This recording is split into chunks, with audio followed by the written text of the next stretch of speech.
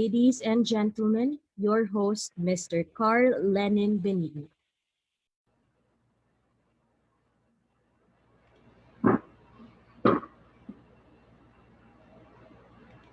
Good morning, everyone. And our desire to explore and adopt new methods, ideas, and skills for education brought us to this forum. Futures literacy will allow us to understand better the role of the future in what can be seen and done. Being futures literate empowers the imagination and enhances our ability to prepare, recover, and invent as changes occur. Futures literacy is a universally accessible skill that builds on the innate human capacity to imagine the future, offers a clear, field-tested solution to poverty of the imagination. This forum was made possible by the Philippine Futures Thinking Society and Hiraya Foresight and Fiesta of Imagination, the UNESCO, the Center for Engaged Foresight, the International Islamic University Malaysia, Northwestern University, and other sponsors. This is the Futures Literacy in Asia Forum with the theme Unpacking the Philippines and Malaysia Experience. Participants from Malaysia, we have participants from Malaysia, the Philippines, and the Netherlands. I am Carlen Benigno from Northwestern University, Philippines, and I'm your host. May I acknowledge our panel members, Ms. Zarina Nalia, Head of Future Studies of International Islamic University Malaysia, Ms.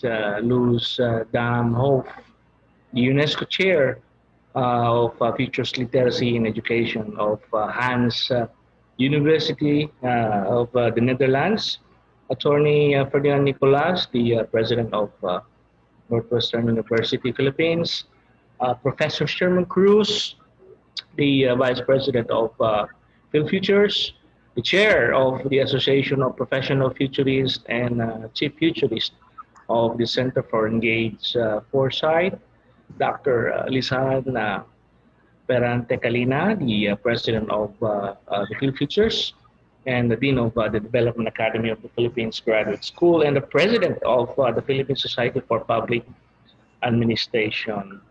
Also, may I acknowledge Dr. Eric Parilla, our reactor in today's forum, the Vice President for Research and Community Extension and Integrated Agricultural Development, the Dean of the College of Business Education of Northwestern University, and also with Dr. Catherine Asuncion, our Dean of the College of Arts and Sciences of Northwestern University. We have also with us our students, my colleagues at Northwestern University, other participants. Again, a pleasant morning. Before we finally start running, may I invite everyone to watch the UNESCO video. It provides us insights or ideas of what is going to be discussed in the forum.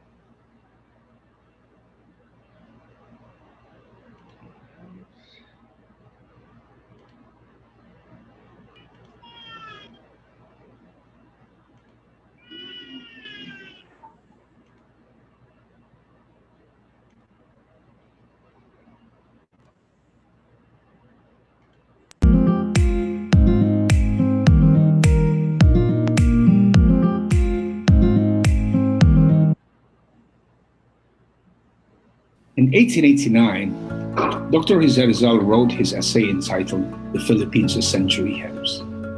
Here, he questioned and speculated on possible Philippine futures. He asked, will the Philippines be independent? What sacrifices will have to be made for an alternative Philippine future to emerge? Among other questions, of course. Acknowledging the unknowability of the future, Rizal would write and ask, it is impossible to reply to these questions, for to all of them, both yes and no may be answered. But the future for Rizal was above material considerations, and that there are emerging others, But there were invisible influences, ethical in nature, that are far more powerful and transcendental, and that may likely shape the future of the country. His seminal work, I think, planted the seeds of anticipatory thinking in the Philippines, and his writings inspire me as well to develop and invent the Engaged Foresight framework or approach to futures literacy in 2012. Engaged Foresight draws inspiration from a decade of experience and had integrated tried and tested anticipatory tools and methods to engage the whole body, mind, and spirit into futures work. Engaged Foresight was designed to provide a non-judgmental, open, collaborative, gamified, and balanced future space to allow participants and end users and citizens and people in organizations to actively and intimately connect into a futures conversation. In collaboration with UNESCO and other local and global partners, we would launch the first Futures Literacy event in the Philippines in 2014.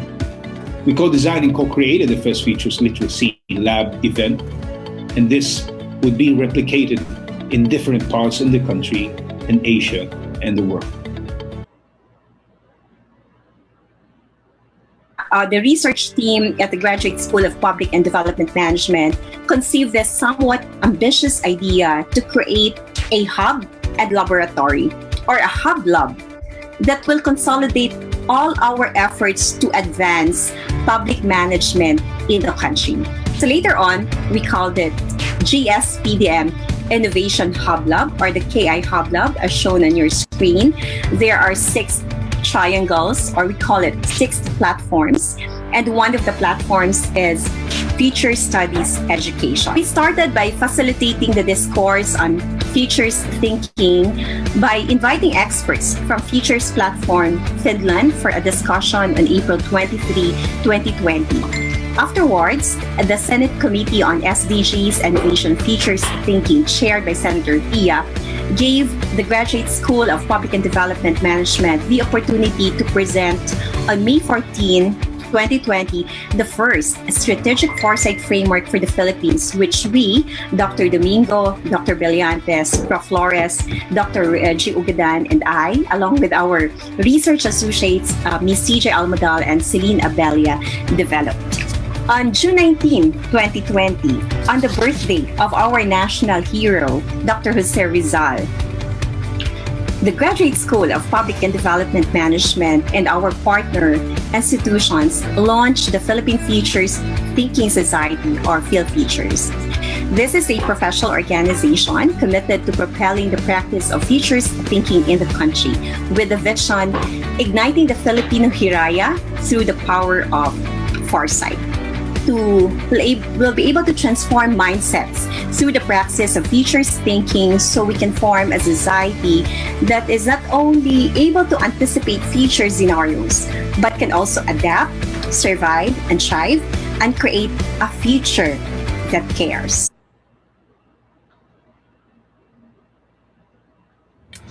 The Futures journey of Northwestern University began in 2012 with the establishment of the Philippine Center for Foresight Education and Innovation Research, or the NWU PhilForesight. The center sought to advance the awareness of futures thinking in the Philippines with a view of applying the tools of the discipline for strategic foresight, planning, and policy making. This began humbly with the introduction of futures thinking in the different courses of the university. 2 years after its establishment, NWU PhilForesight, together with the UNESCO National Commission of the Philippines and the Luwag City government, organized Resilient Cities, Brighter Futures, a forum workshop on anticipatory thinking and strategic foresight methods for sustainable city futures. As a country frequently visited by devastating natural calamities, national and local leaders and policymakers, as well as leaders in industry, saw the importance of acquiring the anticipatory skills needed to provide the systems and infrastructure, reducing the loss of life and property brought about by these disasters. This Futures Literacy Forum workshop proved so useful that it was soon replicated in other parts of the country and in Southeast Asia. These efforts contributed to the establishment of the Asia Pacific Foresight Network in 2015, with NWU Phil Forsyth as one of the founding members. Hosted by Tamkang University in Taiwan, the conference was attended by futurists from the Prime Minister's Office of Singapore, the Prime Minister's Office of Malaysia, the Office of the President of the Republic of Korea, as well as academics from Tamkang University, University of Tehran, University of Sunshine Coast in Australia, Tokyo University, and the University of Hawaii. Back in the Philippines, NWU Phil Forsyth continued to seek other avenues of using the futures and anticipatory thinking for the advancement of different advocacies and the resolution of pressing issues and concerns. NWU Phil Forsyth organized an integrative foresight course for women city leaders entitled Transforming Philippine Cities, held at Vegan City, Ilocosur, as well as The Future of Food and Water and the World in 2025 at the Casino de Español de Manila. Finally, not to be left behind, Northwestern University has also utilized the futures thinking in crafting its long-term development plan through foresight-driven strategic planning.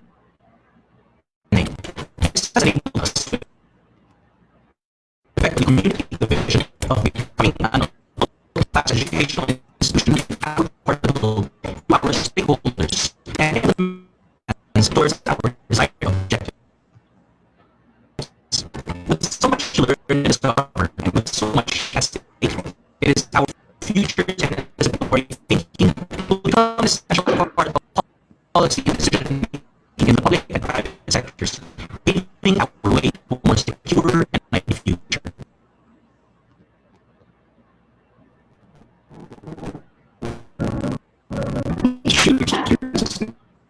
We have is to promote investors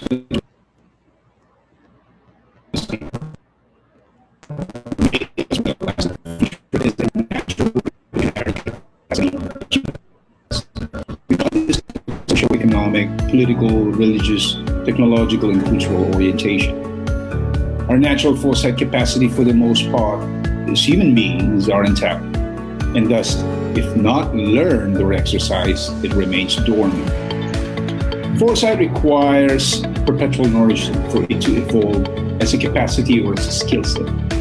The futures literacy practice that we've built over the years aims to make futures literacy accessible to all Filipinos and human beings of this planet, regardless of the artificial barriers that we built for ourselves. The best part of this journey was that futures literacy gained a home in the Philippines, and that it has emerged, and that it has metamorphosed into a social aspiration vision.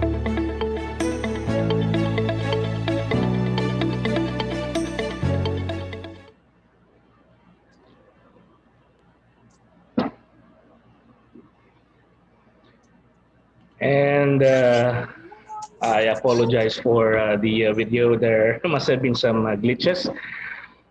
And at this juncture, may I call Dean Lisan Ferrante Calina for her welcome message and also to introduce to us the Philippine Futures Thinking Society. Thank you very much, Lynn, for that kind introduction. And I'd like to greet everyone. Happy Fiesta. Magandang umaga. Good morning to everyone. Thank you again for spending your time with us for this special session on the features of literacy. So we are now on our fourth week of our Fiesta of Imagination. We had a grand opening last June 2, talking about Hiraya Foresight. And then we moved to discussing anticipatory governance towards a futures-ready Philippine public service. And then we had an exclusive Futures Thinking 101 training for the Department of Education.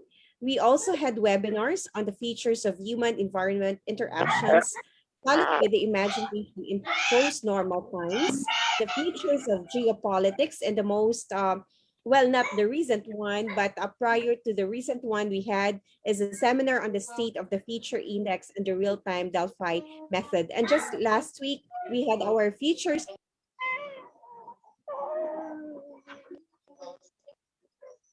Okay, I was muted. And this was last Monday, June 14.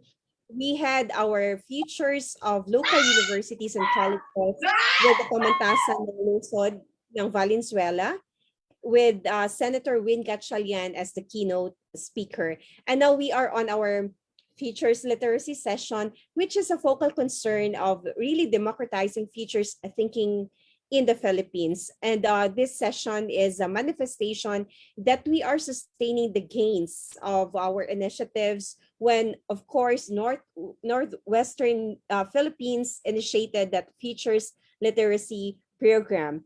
And we are thankful to Attorney Ferdinand Nicolas, President of Northwestern Philippines, for co-hosting this event.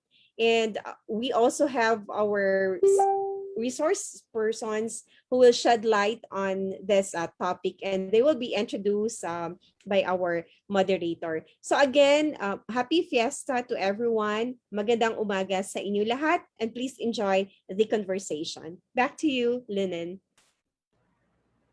Thank you very much, Dean Kalina.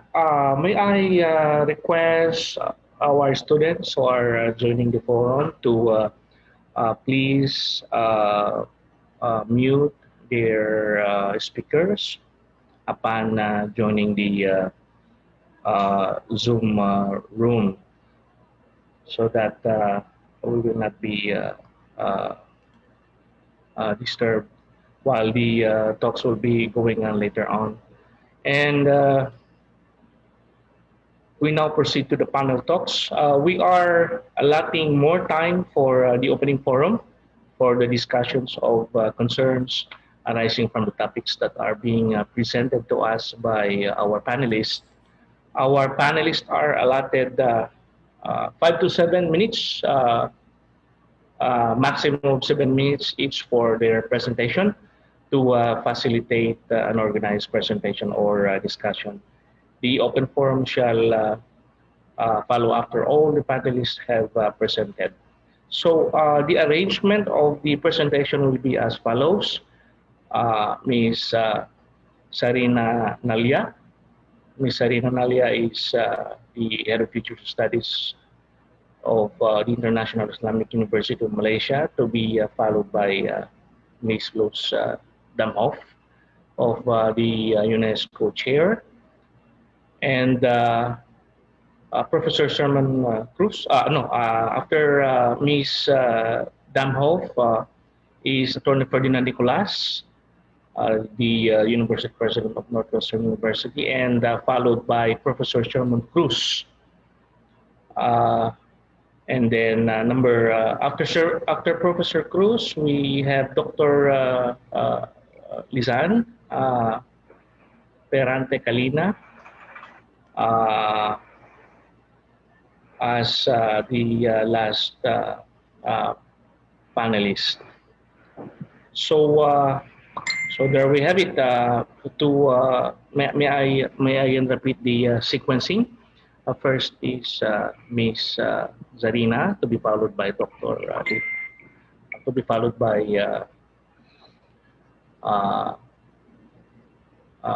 Ms. Luz, and then Professor Sherman. After Professor Sherman is Dr. Lisan. Oh, I'm sorry. After Ms. Luz is Attorney Ferdinand Nicolas, and then followed by Professor Sherman Cruz. And the last to present, of course, is Dr. Lisan Kalina. So there we have it. Ladies and gentlemen, our panelists. Ms. Sarina? Morning. Good morning, everyone. Hiraya Manawari. Is that how you say it? I only know simple words like kamusta ka, mabunte, and a few words of like, I think I've got some family members who can speak a better Tagalog than me. But I'm really happy and honored to be here. I'm happy that to receive a message from Professor Sherman to even be considered really to join this polylogue. And everything was kind of last minute, but sometimes the best things are last minute, impromptu, and spontaneous. But at the same time, there's a big disclaimer there. Some a little, well, I can't represent the whole of Malaysia, I come from the International Islamic University. I head future studies at the rector's office, but Malaysia has just been given the UNESCO chair in future studies, anticipation of sustainability and well-being. And the chair holder is Professor Sohail Inayatullah. So I was brought in by the rector to manage the UNESCO chair and all activities, and it's just started. So I'm happy to be here, and I'm also very happy to see Dr. Scott Jordan amongst all of you. I only see two familiar faces. Hi, Scott, Scott and Sherman. Everyone else, I'm happy to get to know you. It's a polylogue. I'm told it's going to be very light and interactive. So I'm just going to, share whatever I know about Malaysia's history with futures, and I'll share especially what's going on in my university before I leave others, before listening to what others have to say. Well, I can confidently say that that Malaysia's encounter with futures began in 2004, 2005 even.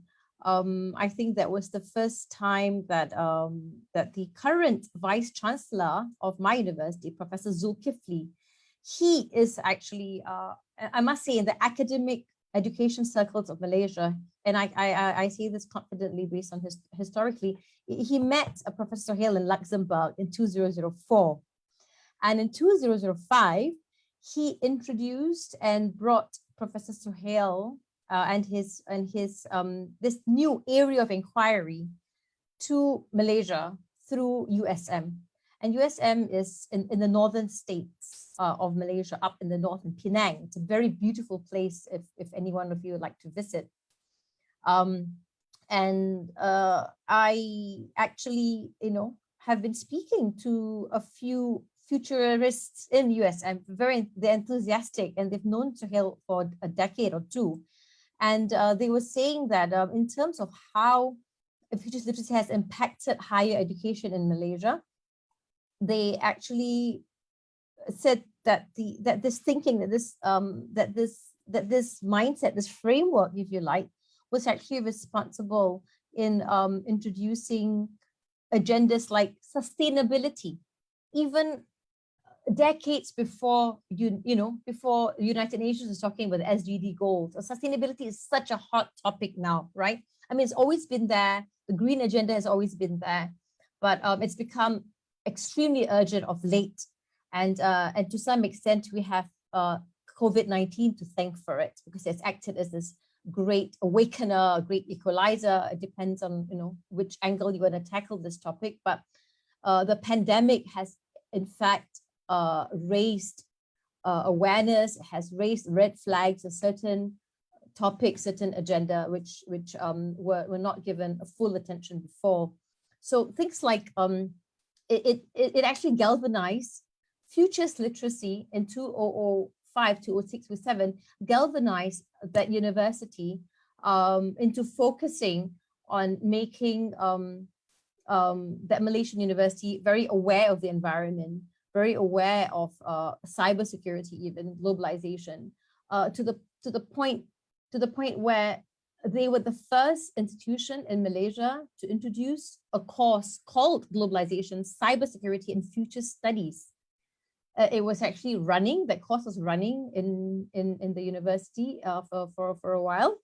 But alas, sadly, whenever sometimes the heads of universities change, it didn't gain traction. It didn't gain traction, and this is the downside of it. That means it has not infiltrated all levels. We were not successful in indigenizing it and localizing it to a point where a change of leadership would obstruct or interrupt an ongoing program, for instance, or an ongoing workshop. So this is just to give you a bit of a historical context. And after that, I think future studies was also taken up by a university in Malacca, UTEM. It's a technical University Technical of Malaysia, and to be very honest, when we sat down with our brothers and sisters universities, and we were sort of discussing, how was futures instrumental for you, right? At that time. And to be honest, when they began, they were saying that we were just going to do a strategic plan. Some of them think futures is nothing more than just strategy, putting you on the trajectory. They forget about imagination. They forget the power of imagination. They forget that that the situation and the environment is so dynamic that in a way you need to be sort of ahead of the game, and you also not just ahead, but also if you have this ability, this capacity to unleash, to always remember that we are all directly or indirectly strapped down or bogged down, or if you like an albatross even sometimes, by certain values, certain historical baggage, culture, even our own fears. And first we are unaware that these factors stop us from imagining a plausible scenario, and because nothing stops the imagination. It's actually very free and nothing limits it, but we tend to limit it. And there's also the issue of intergenerational factor. When you have got senior people and you've got the younger generation, and always there's some sort of a tension there. So when I was sort of, I was looking at it from a bird's eye view in Malaysia and thinking, how has futures impacted us? And I was looking at this university in Malacca, and they were telling me that when we were initially embarked on it, and we just thought, it's going to be another scenario plan, nothing out of the ordinary. But they came up with 4 separate scenarios at that time in 2012, mind you, that under these conditions, what will happen to the university, and under a different set of conditions, what will happen. So there were just 4 scenarios. And what was amazing? They shared with me that when the pandemic hit Malaysia, and I'm right now looking at the higher institutions of learning, they said that they were able to cope a lot better, comparatively speaking, to others. The level of preparedness was there because of the foresight framework that they had utilized years previously. Even though they never revisited the strategies, they did not, we are encouraged to revisit our backcasting, our plans, because sometimes our trajectory may shift if we think that if we feel that, I don't really want to go straight and left. I may want to go straight and then maybe take the second left, not the first left, for example. Putting that aside, they were saying vehemently that they were more prepared. And so that's why they believe in the transformative power of futures thinking. And there was another university, USIM, that also benefited from futures literacy, and that's probably closer down to south. So it started in the north, it went down. And I think they were dabbling in it for about 4 years. But again, unfortunately, and this was shared with me in a very casual forum, they said they didn't manage to anchor it. That's the word that was used. They didn't manage to anchor it in the environment, and they didn't institutionalize it. And to some extent, that's a shame, but it was still beneficial. And till today, there are benefits. Till today, there are benefits, not just in the documents, but in the circles of top management, in the circles of certain policy makers, decision makers. The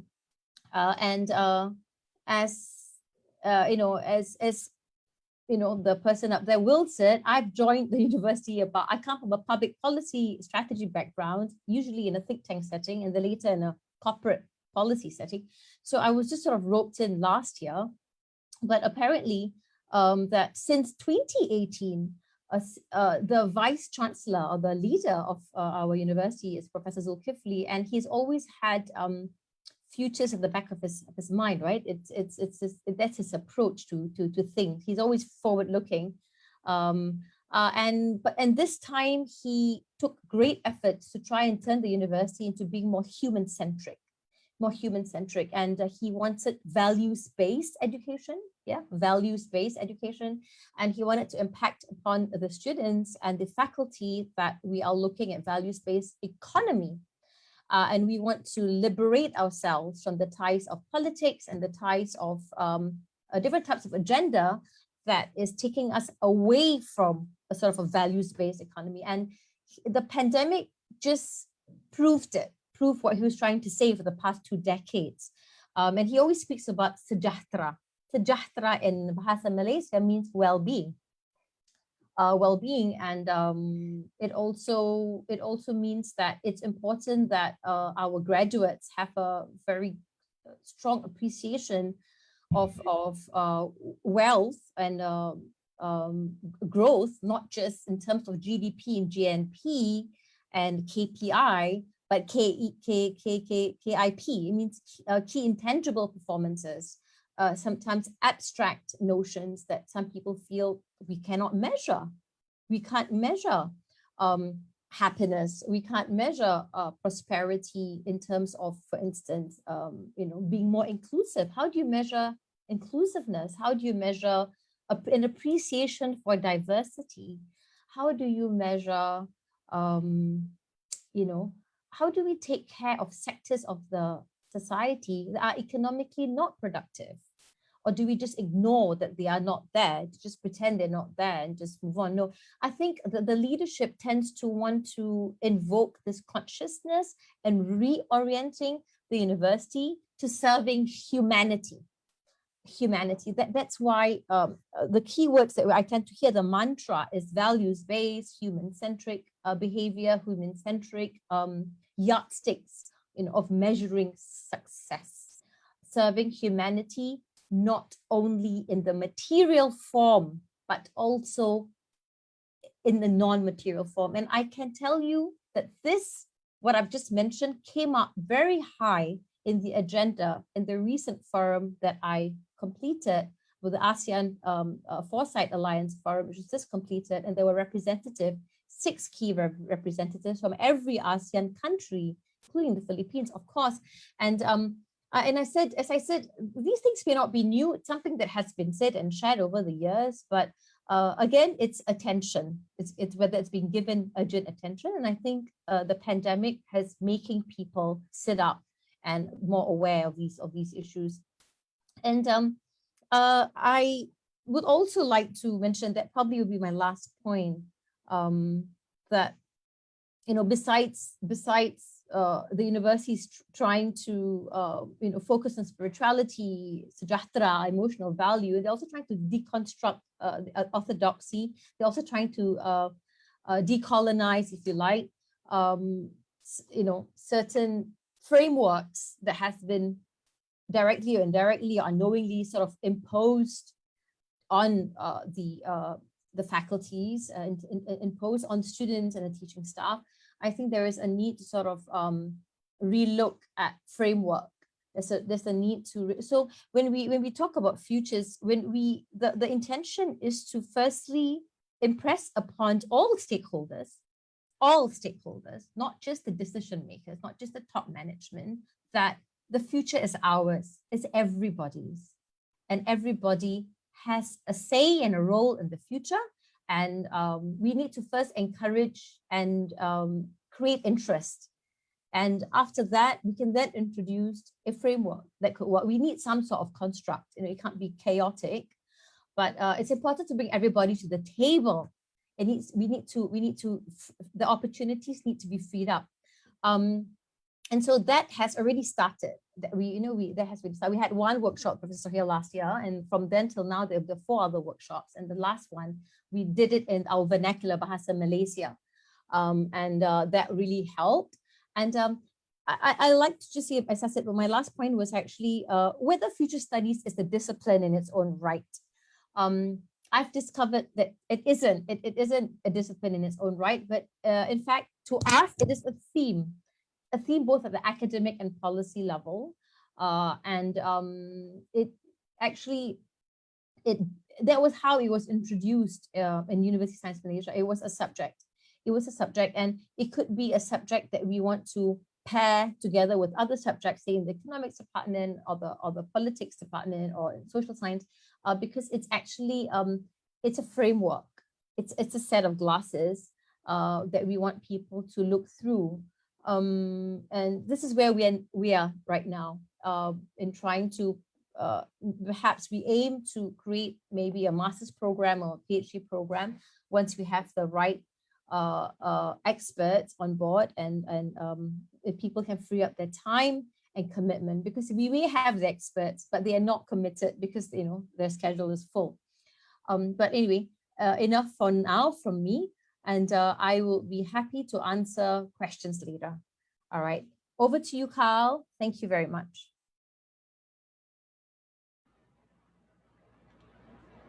Okay, thank you very much, Zarina, our speaker panelist from the International Islamic University of Malaysia. So if we have questions, I suggest we start developing them now. We will be entertaining questions through the uh, what do you call this, message box of this platform. We will be looking at some of the questions you will be posting later on after all the panelists or speakers have delivered their piece. So thank you very much, Sarina. And let's now move on to the next speaker, Attorney Ferdinand Nicolas, the President of Northwestern University, Philippines. Sir Ferdy? Yes, thank you, Lennon. I was surprised. I thought I would be third or something. Nevertheless, as I was preparing for the thoughts that I would be sharing this morning, one particular verse came to mind. The Proverbs actually tells us, where there is no vision, the people perish. Where there is no vision, the people perish. And Northwestern University actually just recently floated a mental wellness survey for our students and even our employees. How just to see how we are doing and how we are coping up with the pandemic, of course, the most obvious disruptive force that we have seen. We didn't imagine, at least in the even in the Philippines, to be still going through a lot of lockdowns in certain areas. Of course, they were always telling us about the second wave, and of course, there are third, fourth, fifth waves of this thing until herd immunity is actually achieved. So while it's one of the positives in the survey is that for the most part, in terms of their instruction and learning, in terms of the stress levels of our students, it's not really that is the one that is causing them anxiety. It's more of the uncertainty of the future, that even after they graduate, they complete their studies. What is the world they will be entering into? How does that look? How will we operate? Will there even be, the same systems, the same industries that have existed and what they were preparing for? Particularly, a lot of our students also have that trajectory of going abroad, seeking to practice their profession abroad. So is that even possible in a post-COVID-19 world? So there is that blurring of the vision, and I guess that is the one that causes a lot of anxiety. Of course, not only for our students, but definitely for us who are middle-aged, thinking about the futures of our children and the world that they will be living in. Which I think brings to the fore the importance and the relevance of futures thinking and futures literacy. One of the things that I mentioned during the one of the futures events of the university last year is actually to incorporate futures thinking on an individual level, even to make it more personal, more relatable. Not a lot, not all our students really think of policy making or even governance for that matter, but really to put it maybe so that it's more relatable in the guidance level, thinking first of their own personal scenarios for the future. Um, Thinking of the pandemic and categorizing what kind of scenario it is. I think it was an outlier for a lot of us, except for those maybe who are very aware of the different viruses that can actually spread. But it's really something that disrupted our systems, the way we live, the way we do things.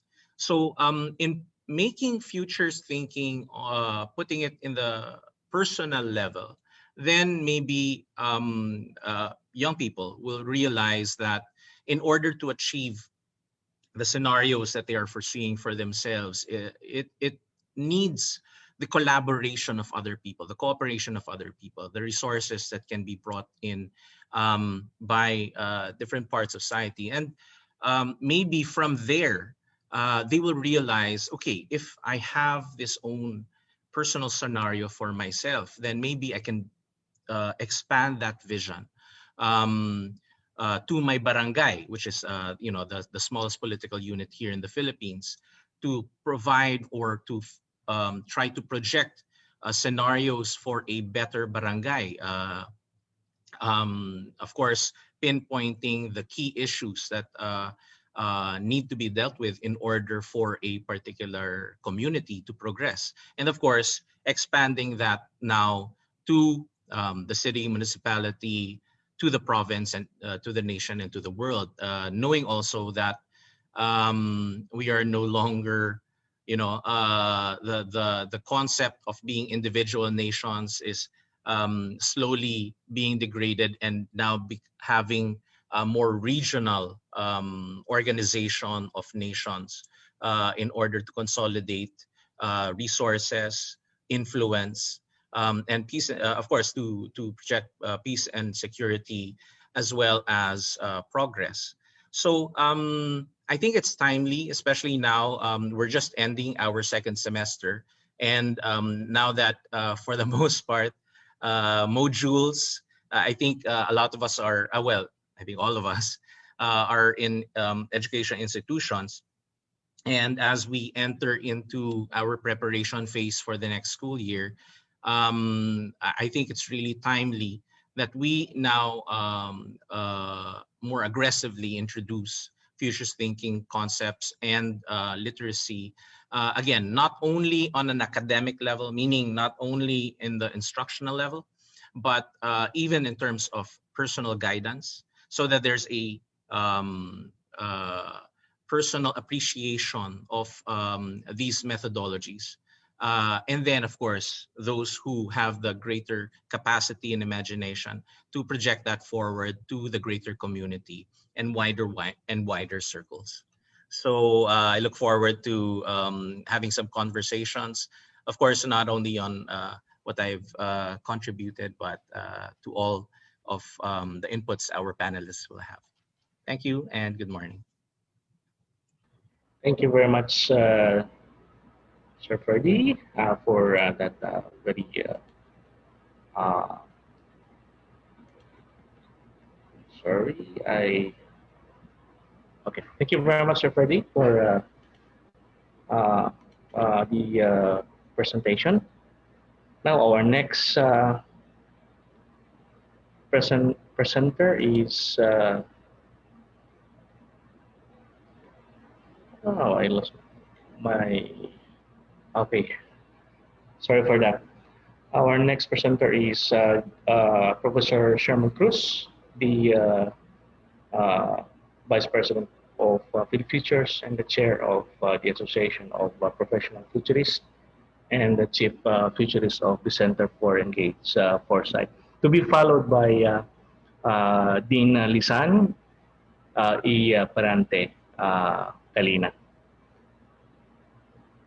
Dr. Sherman? Yeah. Thank you very much, Carl, no, for that introduction. So, in fact, I still have the notes that I wrote in 2013 when the UNESCO Foresight section back then, in partnership with the Rockefeller Foundation, organized an initiative to explore ways by which we can democratize access and knowledge availability and of course production as far as futures thinking was concerned.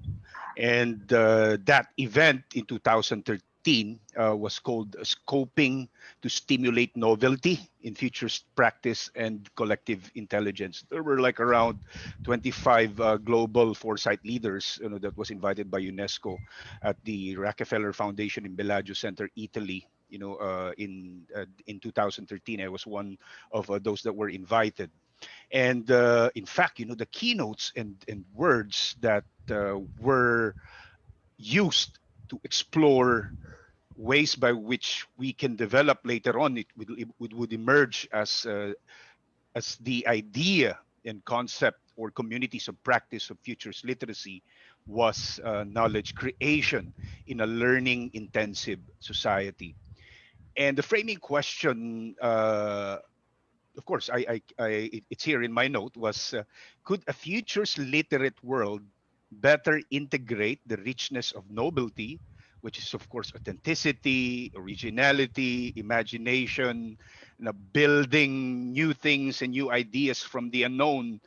Of course, translate that into something, into a capacity, it's called creativity, right?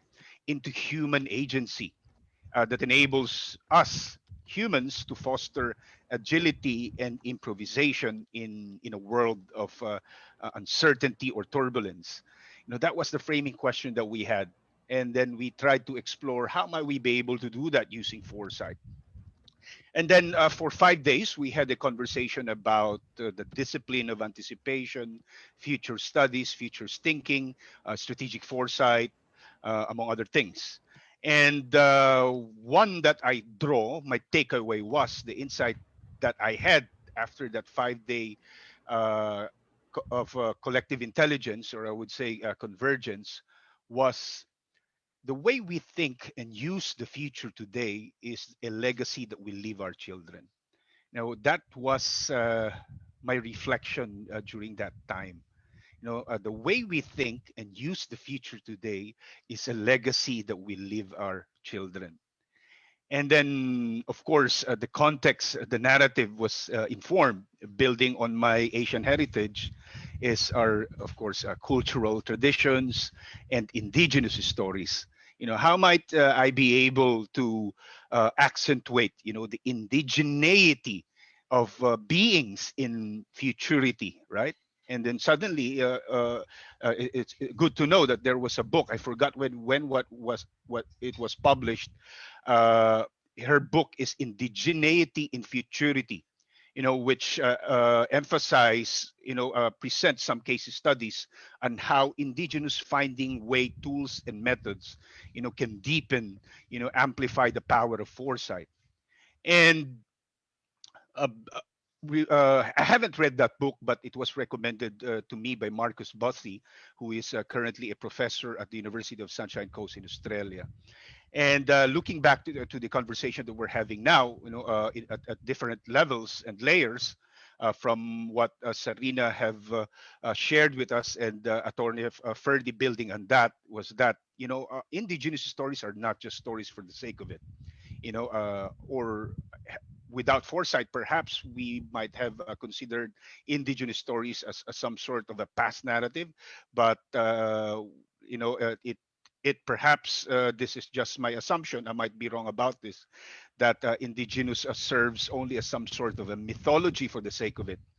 But then when I learned about futures thinking and foresight, and then translating this into some sort of a capability or capacity, to use the future as an asset, resource, and tool to innovate, change, and transform today, is where indigenous stories, myths, mythologies, or metaphors, or even if you want to make it more problematic, worldviews is that the past enables us to remember and commemorate the trauma that our ancestors had to struggle with in order for them to be independent and transcend themselves from the pain that they had, during the colonial period. In the case of the Philippines, it was 500 years, and still, in fact, if you try to think about it, the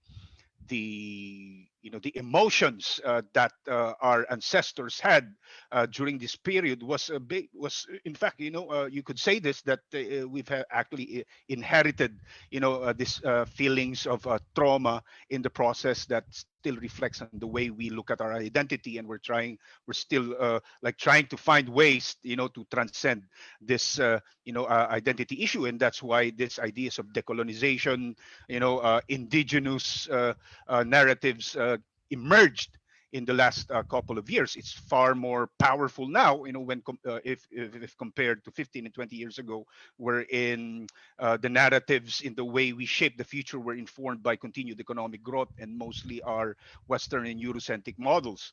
Now, the question was that I had during that period in the context of futures literacy was how might I be able to, emphasize heritage, to enable me to reframe how I view the future. How might I be able to use my mythology or metaphor to enrich, to enable me to enrich the way I narrate and use the future of the day. So in that conversation, I felt, that of course human beings is a trifarious being. It's physical, mental, and as accentuated by uh, Zarina, no, spirituality, and I've heard as well Attorney Ferdi, embarking from the proverb, that of course from the Bible, is that can spirit play a role in the way we teach futures literacy? The spirit anyway is the essence of a human. If futures literacy is all about recentering ourselves in the discourse of futures, wherein man, or perhaps if you want to expand that, include an animate or inanimate objects, plants and animals in the discourse, which of course are essential aspect or component of what we call life force of this planet. Can our spirit enable us to anticipate, simulate, and create the future better? When we capture the life forces of our mythologies and metaphors, like sila Malakas at si Maganda, or the mythological stories that we had during the pre-colonial period, can it empower us, to shape the future that we want? Which is, of course, if we acknowledge, this mythical story that we have, and the metaphorical narratives that we've forgotten, and perhaps are not aware about because we've been exposed to the stories of the West, like for example, Lord of the Rings, The Witcher, those kinds of things that are popular on Netflix. And would it increase our ability to anticipate, or develop, improvise, experiment, and innovate a new type of futures literacy, that enables us to really like make our aspirations and future needs even more vivid at the intellectual, emotional, and spiritual levels. Of course, in Asia, the spiritual has always been embedded in the way we perceive ourselves, in the way we perceive the future. Perhaps that is what is authentic and unique as far as Asia is concerned. And second, about the context of spirituality, which is of course perhaps not even apparent in the way we do futures literacy now, because we only see futures literacy in the context of capability and capacity. But if you try to enrich that narrative, spirituality is actually a capacity and a capability as well, right? We've been talking about resilience, sustainability, and what the power to anticipate. Can our mythical or metaphorical stories empower the spirit, to transcend ourselves, from the trap of old business models or mental models, as C.S. Sardar has mentioned recently, to transcend ourselves beyond the post-normal period and ascend into transnormality. Is the transnormal concept embed, the spirit or spiritual narratives, stories, in the way we construct the future that plays out in the moment. But going back to the basics and foundational view of what futures literacy is, the futures is actually, this has always been said by Swahili. Every time Swahili Nayatula, of course, who with his help, we facilitated the first futures literacy in the country way back in 2013 when we're still testing the futures literacy framework. The futures literacy framework has three phases. One is to reveal the future. The first phase is revealing the future. What do we mean actually by revealing the future? As per the UNESCO Futures Literacy Framework, you just have a conversation. You have a conversation to reveal what's obvious out there. Reveal the trends, reveal what we know, reveal the low-hanging fruit, reveal what's obvious. And then we ask ourselves, once these are apparent and revealed, we have to ask ourselves, is this the future that we want? Because scenarios are not just reports that we read, and subscribe to and do. We need to challenge these futures that we've been reading. And by revealing it, that we become aware. And when we become aware, we ask ourselves the question, is this the future that we really want? Now, if we said no, it's plausible but that isn't the future that I desire. So this, where do you have a conversation in the foresight process? That's where the reframing part begins, right? The reframing at the UNESCO Futures Literacy Framework is where people have a conversation about reframing the future that is plausible. So the future is not just about what's desired or preferred, but rather, we have to ask ourselves, does it embed the spirit of the men or the women or perhaps the gay or the lesbian, in the process, or the indigenous is the preferred or the narrative that we had embedded in the desired or the preferred. If not, if we see that it couldn't, that it lacks depth and breadth, is where we start reframing the future that we want. So the reframing phase is where you try to explore ways by which you can transform the future. But then it doesn't end with the transformation aspect, because scenarios are not enough. If you want to really make sense of the future that you've imagined, it should not stop with the scenario that you have, which provides the third phase that the UNESCO Futures Literacy recommends, is consolidating the insights and determining the next steps. We have to find a way to link the vision of the future that perhaps embeds the life force for us and the next generation, and to move forward further, is linking the vision with Monday morning questions and Monday morning strategies. We have to make sense of it, and in order for us to make sense of it, it must lead into action. That's where action learning comes in. Otherwise, it doesn't really, it becomes irrelevant if we just create scenarios for the sake of it. It must lead to movements and action. That's it for me now, Carl. Thank you.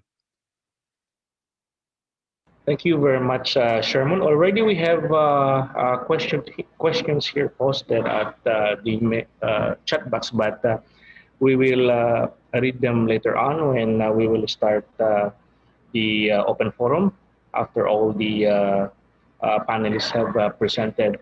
You may continue posting your questions here at the chat box.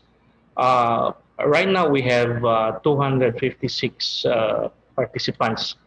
So I'm sure our students here are thinking what questions are they going to ask to our presenters. May I ask our faculty members who are with us uh, in the forum to provide assistance to our students para we can facilitate better question and probably later on. Now, our next panelist is Dean Lizan E. Perante Calina, the President of the Team Futures and the Dean of uh, Development Academy of the Philippines Graduate School, and also the President of the Philippine Society for Public Administration. Dean Lizan? Yeah. Thank you, Carl. Yeah. Thank you very much, Carl. I'd like to take off from what our panelists articulated earlier. And of course, futures thinking is not new in the Philippines. And we started right in Baranganic times, no, where we had our babay lands before. And then we uh, we have so many futurists now before Dr. Jose Rizal, who is well known as the one who really articulated that in his book. And until now, no, we are considering him as our futurist, and really the one who had a vision wherein before, no, he has some projects like in Borneo. No, we call that as Borneo project, where the displaced farmers in Calamba, Laguna province, and other areas would settle to cultivate new agricultural lands. And I'd like to mention also Andres Bonifacio, who was also futures thinking when he founded the Katipunan, a revolutionary society, right? So the future envisioned was to revolt and drive the Spaniards out of the country, then to become free. And in the Philippines, as I mentioned earlier, it's not new. There was some initiatives in the 1970s, but that was never been picked up by many stakeholders, including the government. But then again, in the 1980s, there was this Futures Challenge organization established in the country, and later on turned into a consulting firm.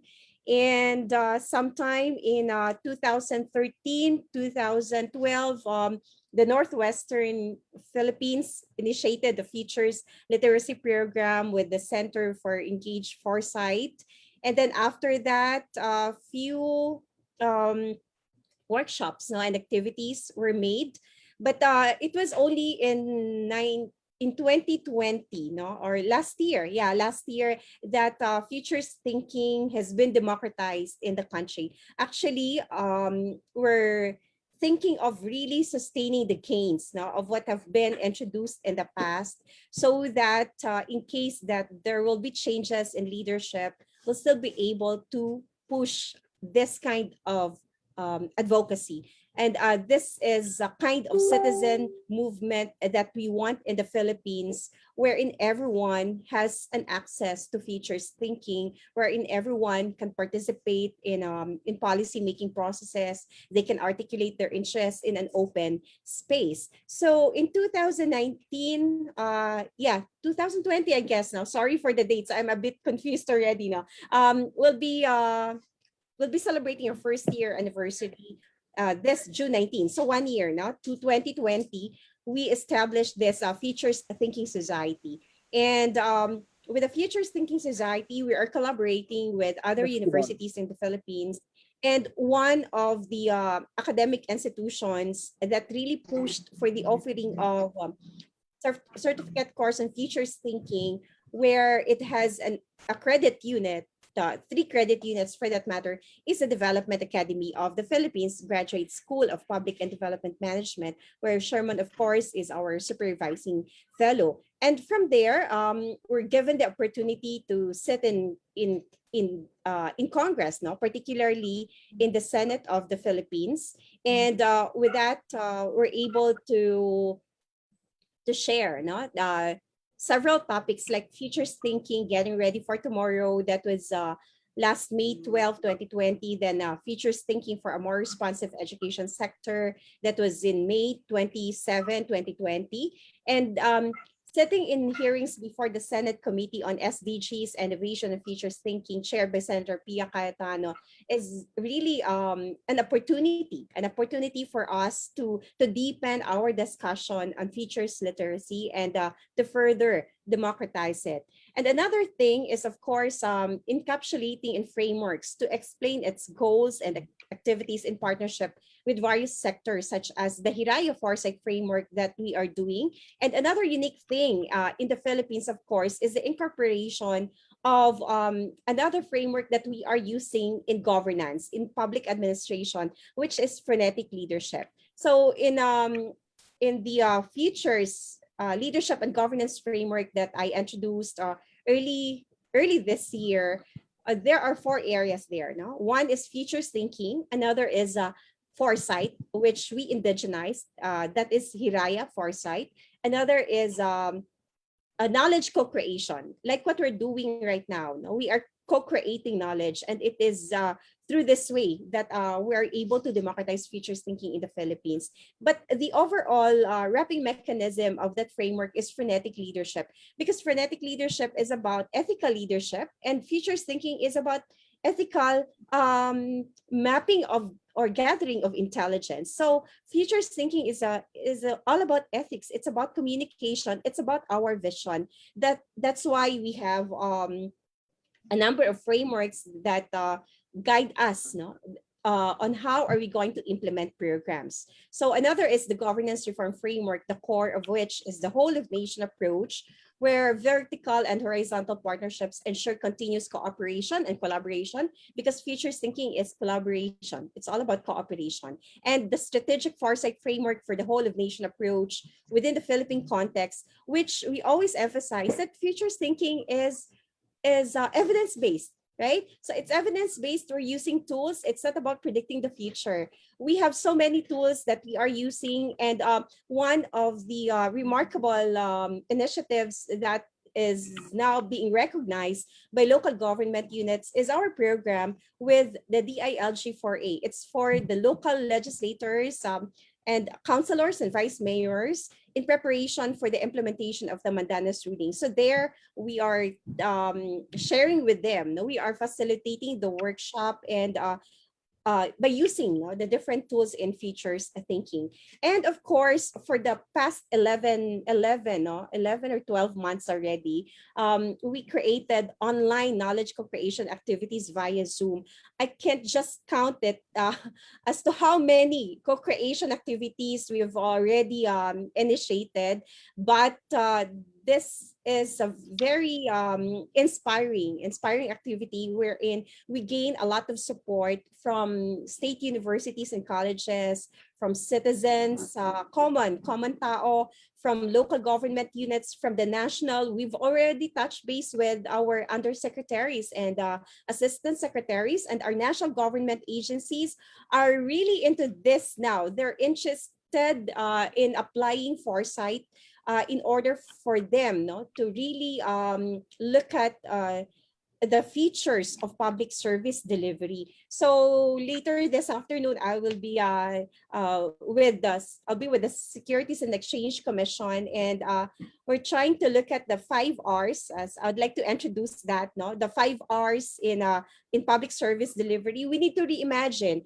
not only reimagine, but we need to rethink, reframe our mindset, and also redesign, no, our public service delivery. So this is how we implement features or operationalize features thinking in the Philippines. It's really through practical application.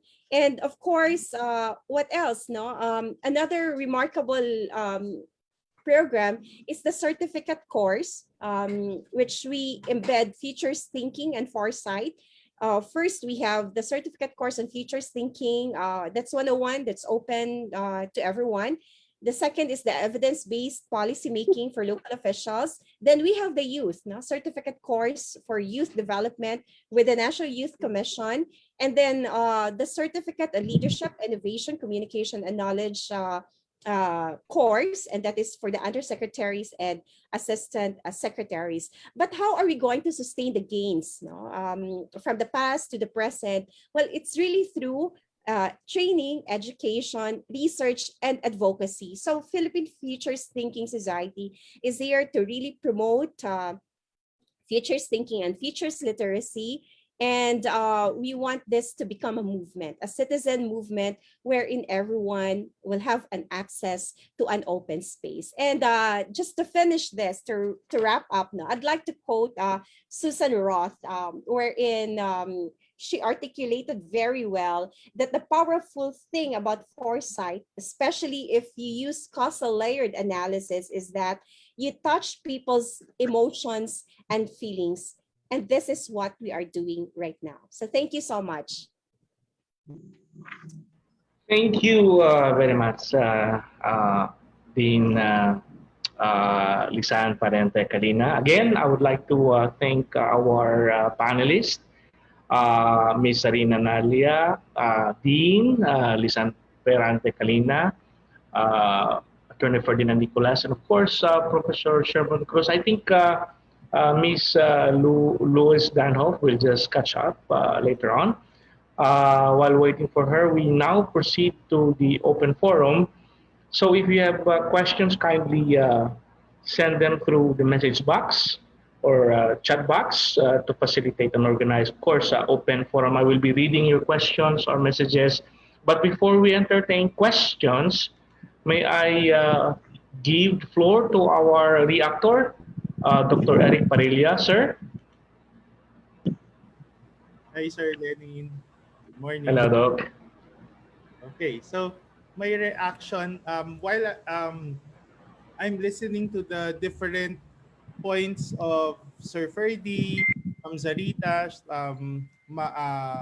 the dean of s- sorry, dean of the Graduate uh, School of graduate Development school. Academy. uh, Yes, Yes. yes, ma'am. Sorry for that. And of course, I was listening also to Sir Sherman. The I have composed my reaction. So my reaction is the many variables that cause change may be very complicated as the current pandemic has shown. As a consequence, there is more uncertainty and less predictability regarding the future. So my questions are, how can anybody prepare for the millions of possible changes, or perhaps just a few of the most important changes? People may become confused and fearful of the future as a result of this ambiguity. Nonetheless, we may expect that some things will change. For communities, industries, businesses, individuals, trends develop established new paths. We reduce uncertainty by considering how we can prepare for the best, worst, and mixed outcomes as we see possible futures. We are much better prepared to react as a result of this anticipating these consequences that if we had never considered the idea previously. This point in time, when we make a choice, is the start of futures thinking, which leads to activities that will assist us traverse the unknown terrain ahead. The importance of future thinking stems from this condition of informed preparation because it examines the wide network of variables that may affect the result of a choice. Future thinking predicts changes. It also aids in the reduction of uncertainty. The government, the businesses, the communities, and individuals all around the world are thinking about the future in new ways right now as they face significant changes in their professions, lives, finances, and society. We don't know how things will turn out in the end, but without a doubt, the degree of forward thinking that many creative individuals, such as our panelists, are using may pay off for our common future. That's my reaction with the different points that our panelists have had given us, Sir Lenin. Thank you very much, Dr. Eric. Well, I think that's a normal reaction when we think about the future, uncertainty, the fear of what is going to happen. Of course, may I direct now the floor to the panelists. Anyone can give insights on the reaction of Dr. Eric. Yeah, I think one of the things that we've learned in applying futures thinking to our strategic planning, especially for the institution, is that we're not talking about a future. We're talking about different scenarios. We need to incorporate so many. Yes, definitely. There's so many factors that affect how the future will look like, and actually, that's someone singing. uh, and that's actually why I mentioned earlier, even in our planning for long-term planning, even in the institution, outliers would have to be incorporated and considered. Outliers are those things that you don't really anticipate. That's why they're outliers. They're, it's something that you do not foresee. But okay, if these radical or outlying factors actually happen, how are we going to react? What is our how will it affect our plans, and how do we adjust so that there is resiliency in what we are envisioning for the future? And definitely, this pandemic was something that was out of the radar for a lot of industries, and has been the most disruptive force, more than I would say the Asian financial crisis or even the 2008 stock market crash. This definitely has been much more disruptive than anything else we've seen, at least in our in the recent history. So yes, there has to be a malleability of what we are looking at in the future. Yes, there would still be some values that anchor the future that we would like to see for ourselves. But in order for it to be resilient, all these uncalculable factors will have to be somehow taken into account. And that's actually one of the ways that uh, the categorization of different scenarios um, influence how we do strategic thinking and scenario planning for institutions and for communities. Thank you, sir. We have questions from our audience here. Let me start by reading the. I think this is from Joal Hilario from DPWH. And he said that, let me quote, I definitely agree to the first two panelists on the inclusion of Filipino and Malaysian youth on building competency in futures literacy, and where the government and public sector involves them at young age to practice and train as gaining experiences, imagining possibilities, and exploring unknowns will surely be fruitful in immediate future. I think this was discussed by Professor Sherman and uh, uh, our first speaker from Malaysia. Uh, from Dean Joel Tan Torres. Uh, Please, Mr. Sherman Cruz, please update us on any futuristic initiatives of Senator Pia Cayetano and Secretary Briones of the Department of Education, who have shown interest on this discipline. I think Sheila is also responding to some questions or queries posted on the Yeah, chat Carl, box. can I Yeah. respond to that quickly about the Yes, yes, question please. of Yes, Dean Joel please. Tan? Mr. Yes, Noel please. De Guia, our co-founder in the Philippine Futures Thinking Society and the resident futurist for the Committee on SDGs, Innovation and Futures Thinking, is here. Perhaps, if I may put you on the spot, Noel, I'm sorry. Can you just give us an update on this? Thank you. Yes, good morning to everybody. I'm Noel Digia. I'm the Chief President Futurist for the Senate Committee on Development Goals and Futures Thinking. Right now, Morning. Santa Pia has initiated a lot of projects, especially for the national government agencies and the state universities. For example, right now, the team of Sherman and Sheila are doing the futures of food for UP Los Baños, CLSU, CSM, and VSU. So right now, they're also about to do the futures of artificial intelligence for PUP and MSUIAT.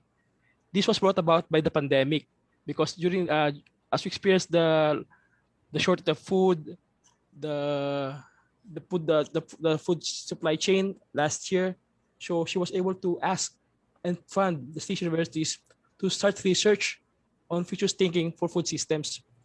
Right now, UP Los Baños is mainly developing the framework for sustainable development goal number 12, which is responsible production and consumption. For USM, the development of adlai and halal industry. For USM, for VSU is now it's more on the root crops, especially sweet potato and gabi and the likes. And also for DepEd, she started she gave fund for DepEd for the initial start of the futures taking office at DepEd, also at DOST, CHED, and now we're also in talk with DA Bar to have a whole of government approach to futures thinking. So basically, she's on top of everything right now with regards to futures thinking for the Philippines, especially in policy.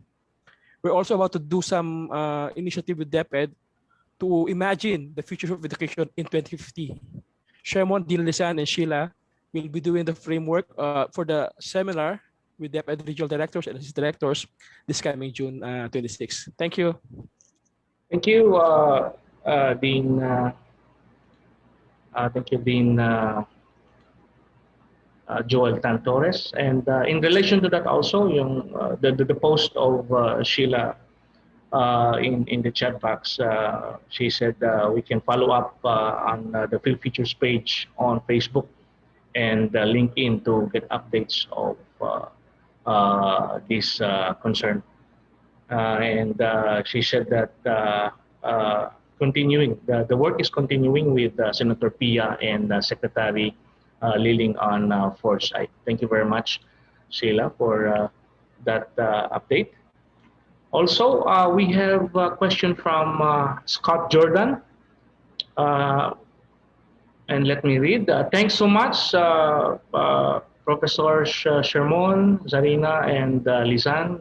Great panel so far. I was curious as to the challenges of empowerment and how futures studies can empower citizens, but also help the democracies of Asia by be fully actualized. So I think Shermon, Sarina, and Dinlisan can respond to this. Curiosity over the challenges of empowerment and how futures studies can empower citizens.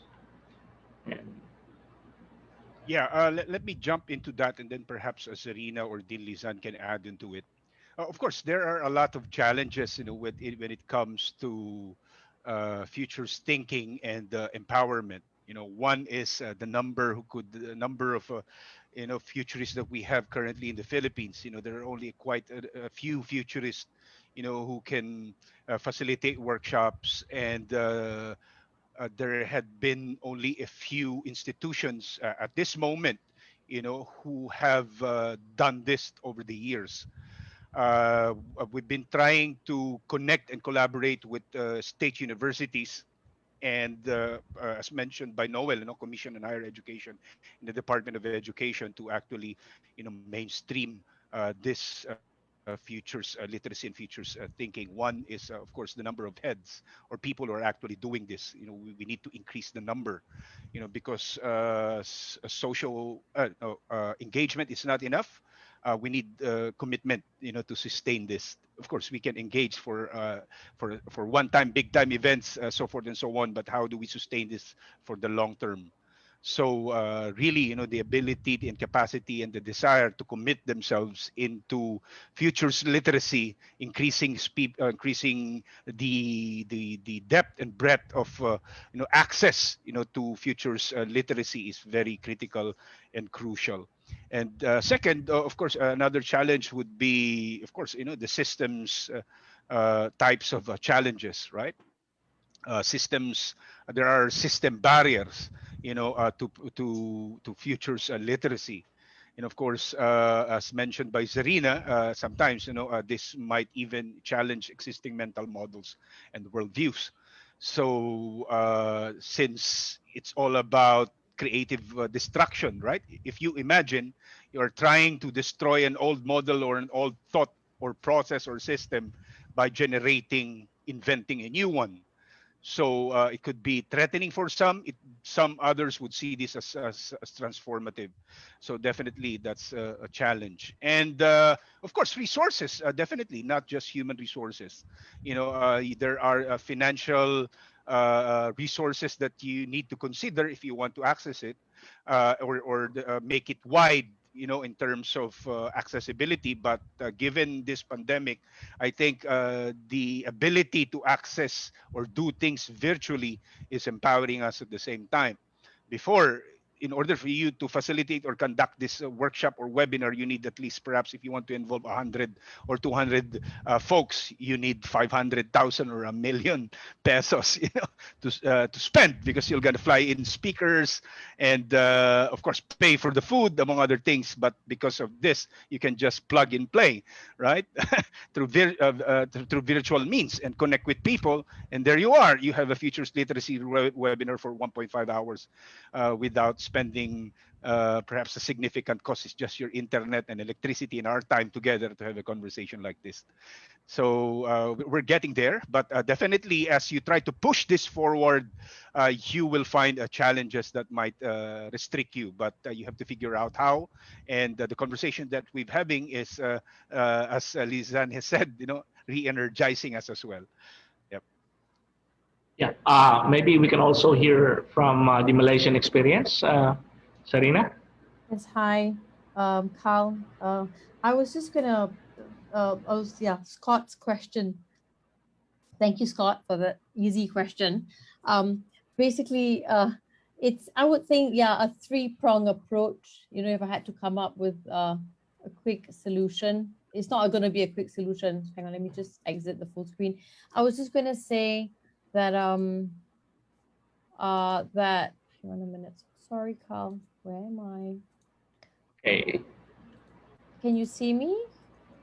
Yeah, here I am. Okay. Yeah. So basically, at the top of my head, again, based on my humble experience in dealing with different stakeholders in the country and regionally, the three-prong approach I would recommend, to try and empower citizens and try and impress upon them futures literacy. How important it is to be thinking about the future. How important is it to be literate about the future? And now more so than ever, now when we talk about future literacy, we're talking about a horizon of 5 years. Some generally recommend 10 years, a decade for you to plan. But now, because of the pandemic, the horizon's been shortened to about 2 years, or a year even in some cases. So I would recommend a three-prong approach. One is definitely through the institutions of learning. And by that, not just the universities. We can start as early as preschool. It's good to work with the youngest minds, because they don't have baggage. And they are brave, and their imagination is amazing. We sort of empower them from a very tender age, right up to preschool, secondary school, and right up to universities. So you're talking about the education function of a society. And then you've got the media. And I cannot emphasize enough of the media. And we ran a forum with different media agencies, even directors who were running newspapers for decades, and they have gone on to other businesses. And the conclusion was that our newsroom and our media schools need to have an appreciation for the future. When you report stories with foresight consciousness, it's very different. And through that, you would also shape the readership.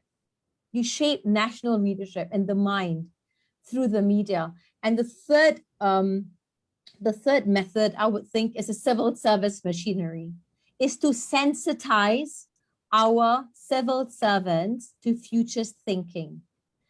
If we can do all three, slowly, baby steps at the same time, that's when the government will sit up and listen. The politicians would listen, because it is the policymakers that we need their attention.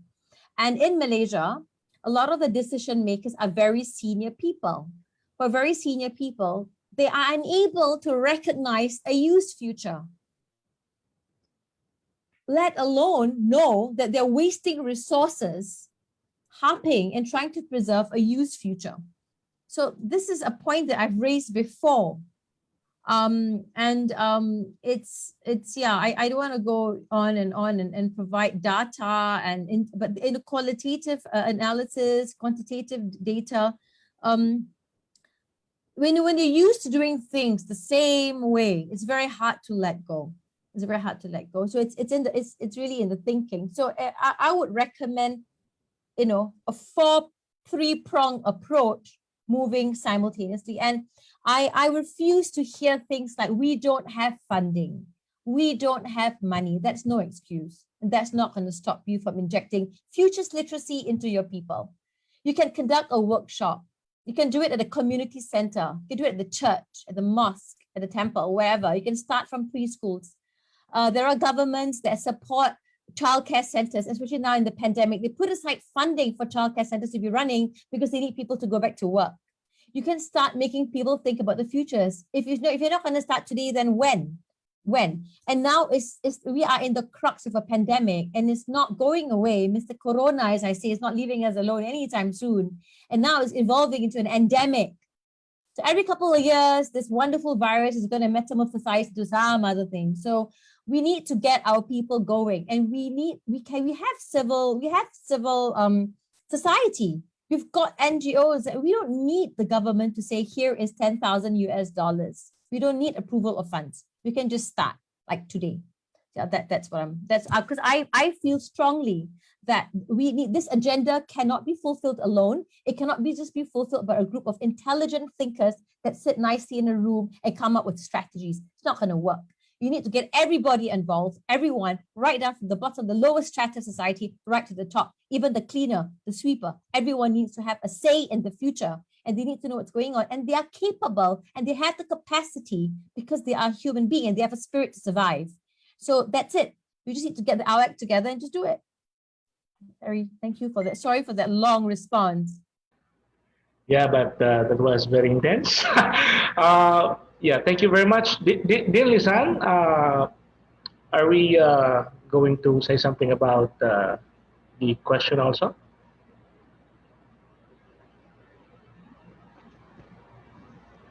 Yeah, it must be the connection, Din Lisan. Yeah. Yes, I will brief. Yeah. Now, We cannot hear you, Dean. It's choppy. can you hear me now, or Yeah, I'm that's not yet connected? yeah. We can hear Okay. you now. All right. Okay. Right. All right. Thank you.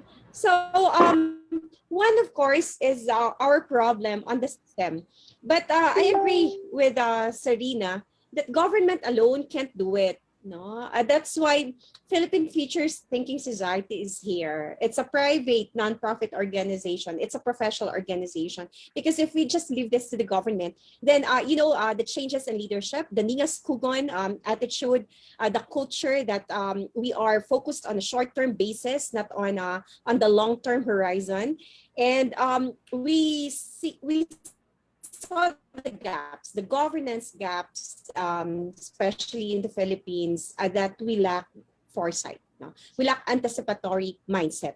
So now what we're doing is really to dismiss the traditional mindset, to have a shift to growth mindset, modern mindset, and open mindset, and likewise a leadership that can sustain the gains.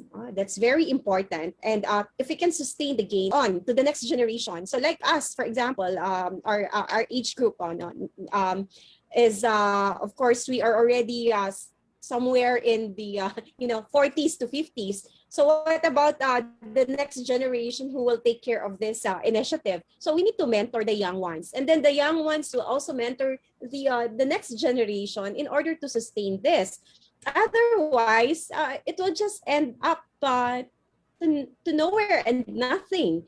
So that's one. It must be embedded in our culture, Filipino culture. That will be part of our culture. And of course, we have to help the system as well, the government system.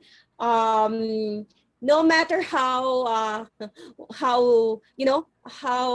what you call this, how participative we are in the policy making process. If we will not change the system, nothing will happen. So it's important that later on we'll have a government agency that will take care of this. No, it's maybe an educational institution, an overall educational institution that will oversee how are we going to apply foresight and futures thinking to have an anticipatory governance that is agile, able to adapt, and of course, it's Yeah, I think it's about Yeah, we can hear you, Dean. yeah, we're losing the audio. with as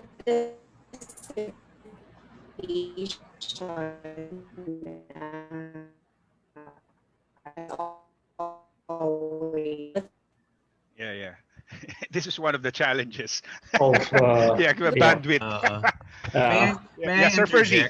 May I interject? Yeah, as Dean Lizan was speaking, I remember one of the key quotes that really stuck to me from Dr. Suhail, which is culture eats strategy for breakfast. No matter how beautiful your strategy is, especially if also Professor Zarina also mentioned earlier, it's not just a matter of a small group of smart people in a room thinking up these things to do without empowering the rest, without casting that vision, okay, and soliciting their participation. The culture itself will eat up no matter how beautiful or how logical or rational the strategy is.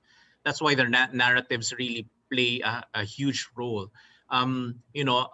Yes, we talk about Ningas Kogon or the Filipino time, and these are narratives. These are things that we think are embedded in our culture, and therefore it gets reinforced, right? It gets reinforced, especially when I guess I don't know how it is in other cultures. I haven't really studied the matter in greater depth, but there is a self-deprecating culture that we have in Filipino society, that we focus on the negatives more than the positives. And I guess this is part of why we are also having this phrase of Hiraya Manawari, or emphasizing these values that transform the culture. I think that's one of the key strategies in order to communicate the desired future, the preferred future that we have for ourselves, to transform the culture, and not so much focus on the negatives, but enforce the positives, so that it is something, an ideal that we aspire to, instead of something we just tell our kids or ourselves or the government officials or whoever we're trying to make accountable. I think this part of the transformation in order for us to push forward into the future with more positive values, and the idea that we want to see in future generations. Thank you, Sir Ferdy. We have actually a lot of questions here posted on the chat box, but of course we're nearing our closing time, so we're just gonna have to read the last question coming from one of our students here in Northwestern University, Jesril Larry Kaungka. I think this has something to do or related to the one already emphasized by Dean uh, Dean Lisan and Attorney Ferdy. Uh, And let me read. It was discussed earlier that futures thinking and futures literacy must be incorporated first in individual level. As students, how can we do this, or how can we start doing this? Um, okay. Yeah. So, well, first of all, these are the futures thinking concepts have already actually been inputted into the syllabi of particular courses.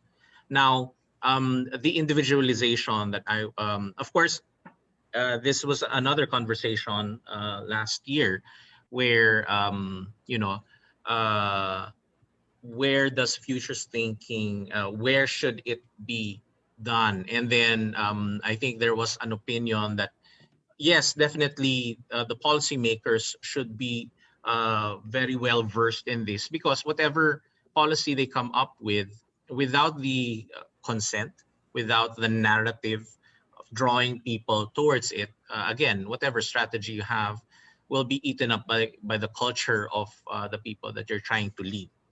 Okay, in making it more first, the first step of individualizing these methods, these ways of thinking would first, of course, be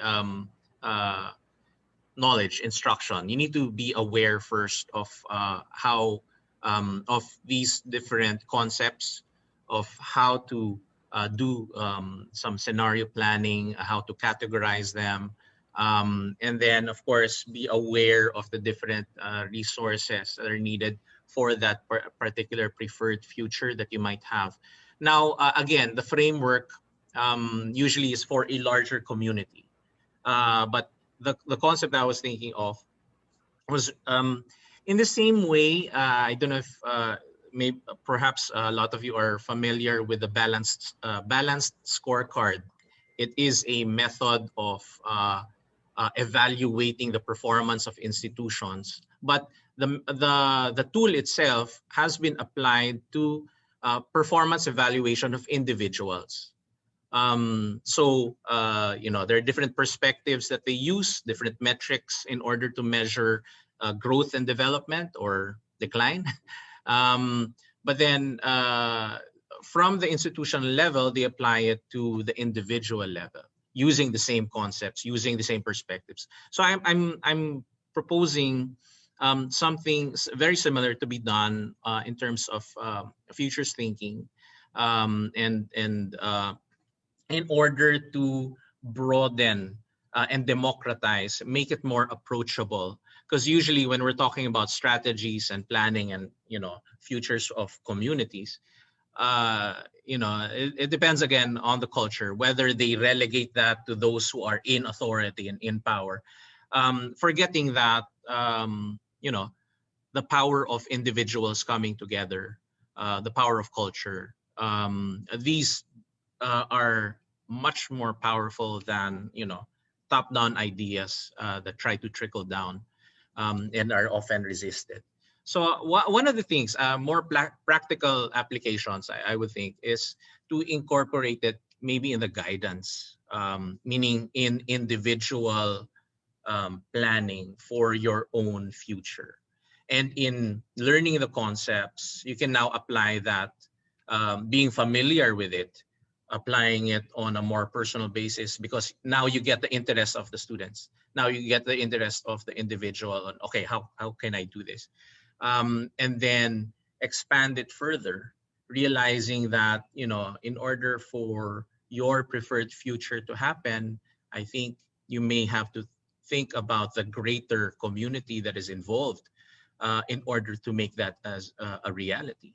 Now, then comes a more cooperative effort, not just for your own preferred future. Maybe the preferred future that I have for myself needs to have also a preferred future for my community, for my family, for my barangay, for my city, and then to the greater community.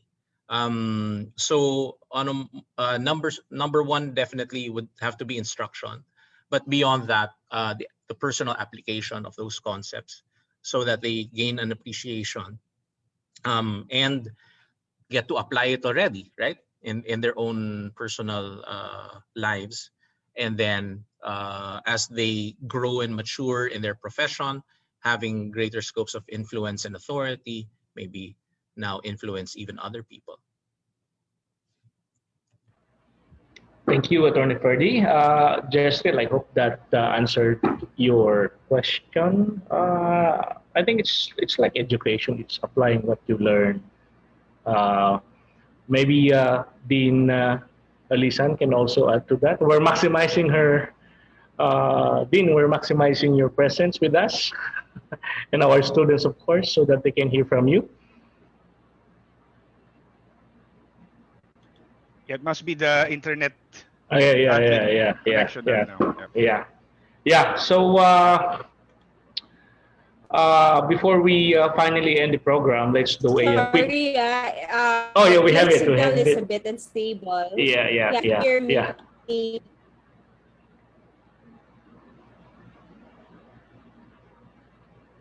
We lost the audio again. Well, anyway, for the last part of the program, but before we end up, we're going to have a quick wrap up through the concluding statement or statements of our esteemed panel members. We can hear you, Dean. We can hear you. Yeah. Like,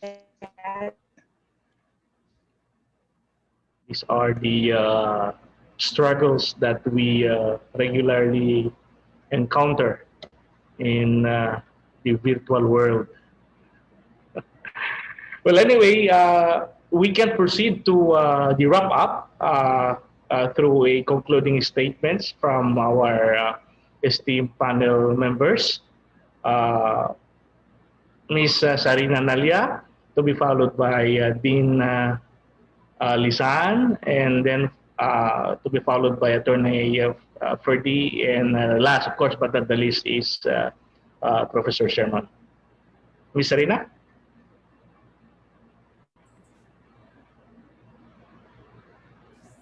Hi, Carl. Yes, sorry. Can you hear me? Yes, yes, very clear. Just some concluding remarks. Well, in the spirit of ASEAN, I would love it if we could maybe organize something like this in the future and include our Indonesian brothers and sisters and fellow friends. And I'm happy to help to play a role, coordinate, in Singapore, Brunei, and so that we can have a nice melting pot of futurists in the region trying to move the ship forward collectively. I'm really grateful to be here, to be given this opportunity. I'm very thankful to Professor Sherman. I love him. I love it when he talks, and I've learned a lot from him. And hopefully we will do this again. I think that this is it gives us the energy and gives us the guidance, and we feel motivated to move. And I could think of a million ways of maybe joint universities. Maybe we could start getting student leaders, in touch across the borders, different student leaders, to try and just start something really, really simple. And the students they're amazing. They're so energizing, right? So we just sort of give them a little bit of petrol and they just fly. So that could be one takeaway from this platform, that the next time we meet, we will bring in either the young blood or we will bring our brothers and sisters from the ASEAN neighbors. Okay, that's all from me. Bye. Thank you, Sarina. Dr. Lizan? Yeah, thank you very much to Zarina for joining us. And that's a great idea. I would love that. And we hope we can organize that, if not this year, next year. But of course, because of the limitations right now, I would really love to bring in our brothers and sisters from Indonesia, Malaysia, Singapore, Thailand. And that's going to be very exciting because we will really deepen our discussion on features literacy, and that will be able to help shape the mindsets. And of course, embed this features literacy in our culture, and not only in our organizations, but to have practical application in our daily lives. So thank you so much to everyone who are present here. Thank you, Dean Lisan. And next is Attorney Ferdy. Yes. Once again, I thank everyone who have come to this. It was supposed to be a light discussion, but I was pretty moved by the passion of Professor Zarina, particularly, of course, a lot of leaders, people in authority saying that, oh, you don't have budget for that. Oh, firing off all the limitations. But the power of the narrative, the power of bringing people together and for a brighter future for all. I think this is something that is empowering, that we can start. Yes, definitely, because it's a matter of pointing people towards something better for themselves and for their loved ones, and that extends over and of course affects the greater community around. So I look forward to more similar events, and not just, of course, the events, but the application of what we have discussed here. Definitely, all the contributions from our panelists, from all the insightful questions, will help us to implement and push futures thinking and futures literacy further. Of course, most of all, I think with the youth in mind, who carries that torch forward for all of us. Thank you and good morning. Thank you, Attorney Ferdy. And last but of course not the least, uh, Professor Sherman, who will also give his closing remarks. Okay, sounds like a graduation letter. Yes. Anyway, this is a university setting, so yeah. Okay, again, yes. You know what? From the conversation that we've had, I think one insight comes to my mind. I would like to borrow this from Paul Sartre, I think. Yeah, if I might mistaken because I read a lot of philosophy. Sometimes you mix all of them up. They're all philosophers anyway. Yeah, so the limits of our imagination is the limit of our world, and eventually would be the limit of our future. So futures literacy, or if you use that as some sort of a laboratory, you create a futures laboratory for youth, for marginalized sectors, for the government, for leadership, for communities. The futures literacy lab, as has been done over the years, is a space wherein we use imagination as the currency of futures thinking and foresight. So we have always been accentuating this, emphasizing this, that really, the currency of foresight is imagination. And that's why we're celebrating it for the entire month. The Philippine Futures Thinking Society has called this the Fiesta of Imagination, to give us all of the opportunity to discuss and explore the value of imagination and creativity in foresight. Because no one can predict the future. To a certain extent, we can predict it, but for the most part, really our power is to anticipate possibilities. And imagination enables you to increase that power to anticipate if we develop imagination as some sort of a skill set that we need to build in the 21st century. If things are uncertain, the question has always been about how might you make uncertainty as an asset. Build your capacity to imagine the future. Again, thank you very much, Serena, Attorney Ferdinand, Nicolas, Carl, and of course our President Din Lizan and Noel, and all our friends Northwestern University, for taking this platform, and hopefully. I'm pretty optimistic about that. We need to move into action. This is a call to action that we need to find a way to really democratize futures literacy, across borders, across generations. Again, thank you very much, and Hiraya Manawari. Thank you very much, Sherman, and of course to the members of the panels. I'm sure that this is not the last, but the start of a very, very fruitful collaboration. And yes, I And forgot to yeah, mention, yeah, Carl, sorry, that yes, Northwestern yes. University has a pending application for UNESCO chair this year. The result will be known by November. So wish us the best, and hopefully we will have the first UNESCO chair and institution in the Philippines. And again, I would like to invite you this afternoon at 2 p.m. we will have a conversation again on future studies and research, what's in it for educational institutions and universities, this time hosted by the World Future Studies Federation. So Cesar Villanueva will be there as a moderator, the president of WFSF, and the board, Eric Overland, and our friends will be there this afternoon. Again, thank you very much, and Hiraya Manawari. Yun. Ramon, Thank I have you. an assignment for NW students. Okay, Noel. From the Research Senate. on Yes, research on Hiraya.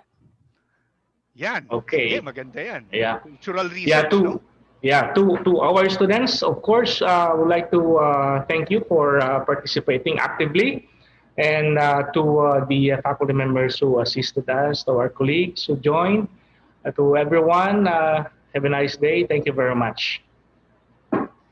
Thank you.